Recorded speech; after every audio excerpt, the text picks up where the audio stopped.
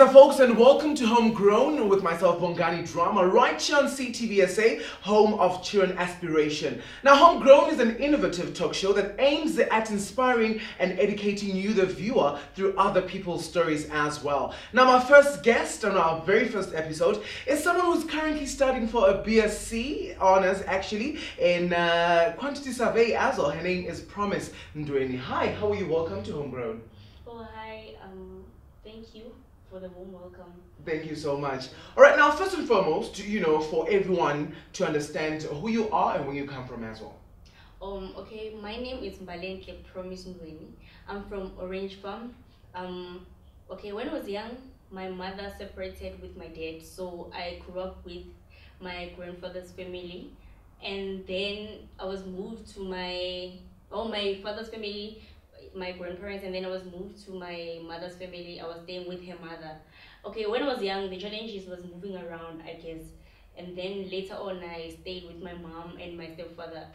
He's a good person, he's a father. He's not my stepfather, he's my father. He's your dad. Because he's playing the father role, my father is not playing. So, yeah. But what happens to you as a child, Promise, when you are being moved around?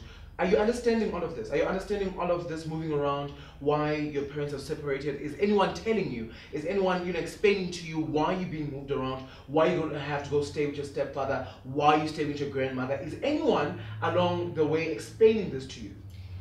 When I was young, they never actually explained to me. But I think I started understanding when I was around 13 or something. When I was with my father's on my father's side, they will tell me that my mother she's a bad person and stuff like that. But then when I started staying with my mother, and then I was so confused. She never understood the father's side, so I didn't understand what was going on. But as I grew older, and then I started to understand, actually this is happening, yeah. But did this also hinder your education, in primary school? Obviously, I understand that you're probably already in primary school by the time all of this is happening. Did it hinder your studies in any way? Not actually, but it's just that I had to change school. I changed primary twice because I changed at the middle of the year because I was staying that side. That's the only thing that happened, I guess. And how was your let's take us through your experience in primary school. How was it for you? Grade 1 and grade 2, when I was staying with my grandparents from father's side, my mother would come during lunch to see me because they never allowed her to come and see me.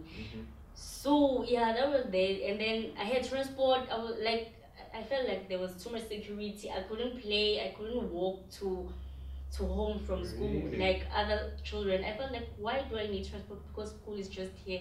Only to find out that they didn't want my mother to see me. So that's what was happening. Did that in any way make you feel bad to say you can't see your mom? Yeah, it felt so bad because everyone was talking about relationship with their mothers. Yeah. And then me, I never had that when I was young. I only had that when I was from grade 4.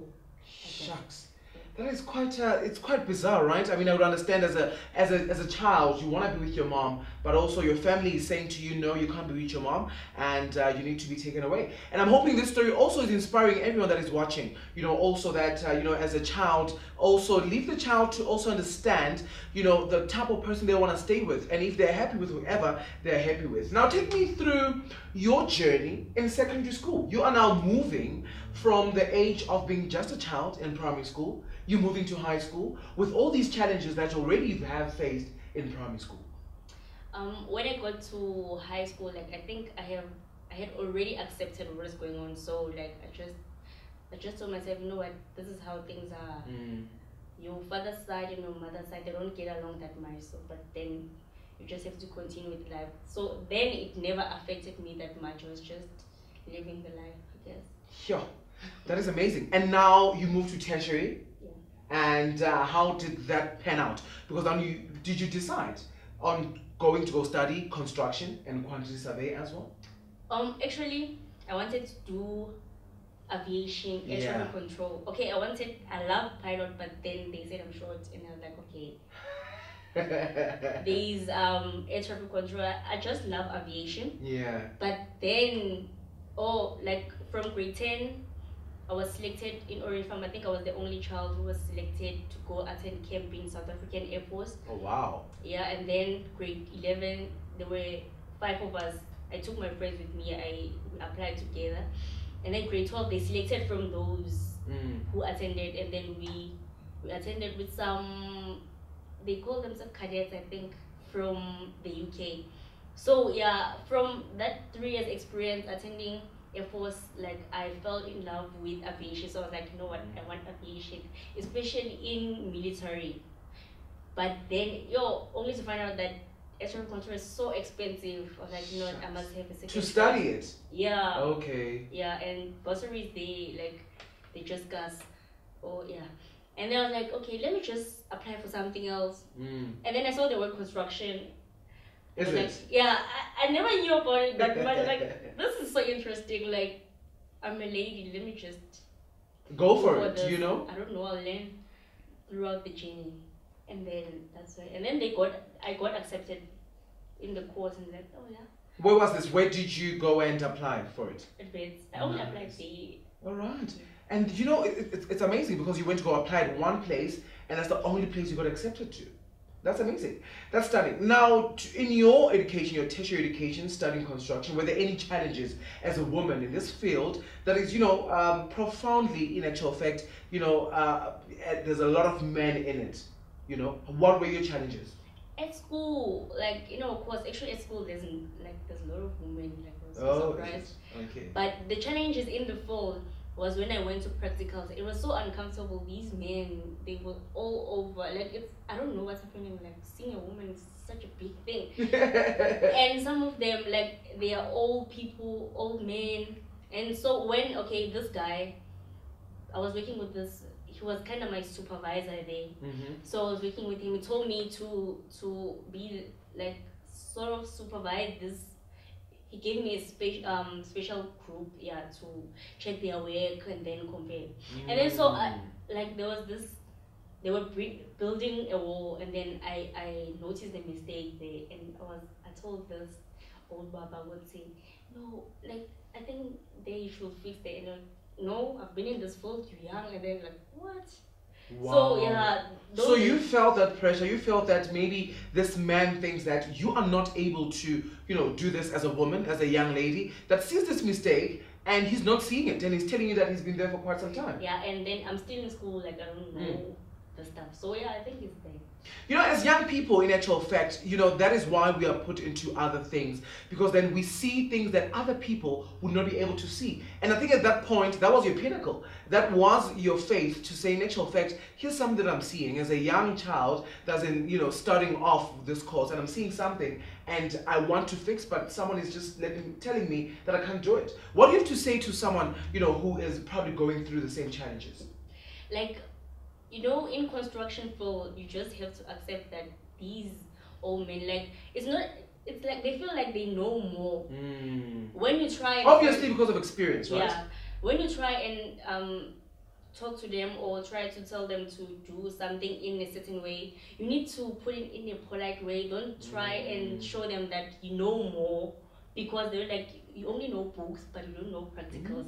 So you just have to find a way in letting them know. Say, yeah. And talking about education, how important is it for young women, or young girl children to educate themselves? Education, it's more than just a qualification, because for me in high school I was so ignorant. I was so ignorant. I was just that gassy girl was all gassy. High school is just so nice. Yeah.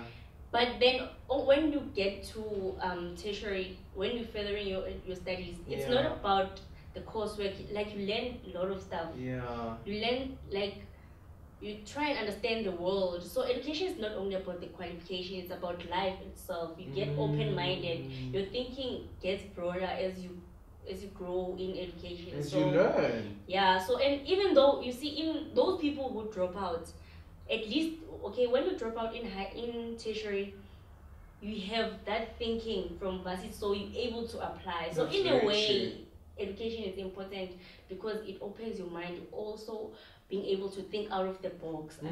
Yeah, I think that's stunning. It's a very good way to, go about it, because not only does it give you from the books, but it gives you a broader understanding of life as well, education. That's amazing. Now tell us, about what you're studying now. You're studying a BSc honors in quantity surveying. And what is the purpose of studying that? Okay, you know what? When I got to vet in this construction studies degree, I was like, okay, I think I'm gonna go for construction management. And then boom, there's quantity surveying. In our school, it's like there's this thing they do, like they incept this mind of quantity surveying. Is it? Yeah, and then only to read, okay, last year I found out that, I actually applied for both construction management honors and QS honors.